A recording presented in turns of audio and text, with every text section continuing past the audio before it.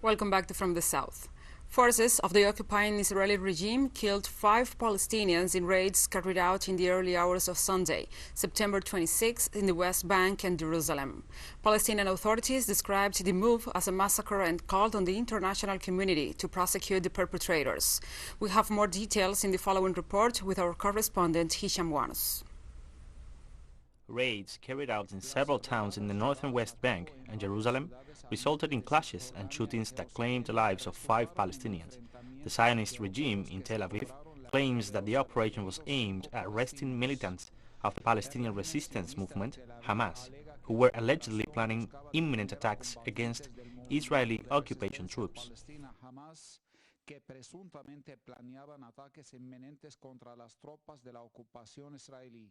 This aggression marks the beginning of a new large-scale violent escalation that is part of a political process by which the Israeli Prime Minister Naftali Bennett wants to make clear his response to Mahmoud Abbas' speech at the United Nations and his one-year ultimatum to complete the withdrawal of Israeli troops from Palestine and the end of the occupation.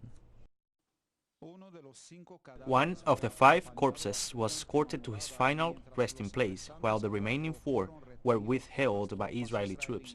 The Palestinian National Authority denounced a new massacre, which it warned could lead to an escalation of the situation, especially since Hamas, in addition to promising a forceful response, called on the residents of the West Bank to rise up in support of the resistance against the new Israeli aggression.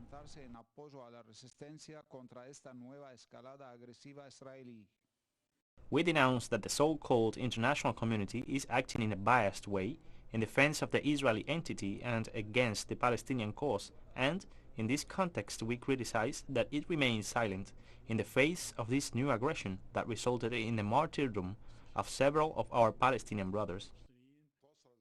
This aggression is in revenge for the recent escape of the 5 hero prisoners in an operation called the Road to Al-Quds, and we promise that our response to this crime will be swift, and this response will be strong on the part of all factions and brigades of the Palestinian resistance.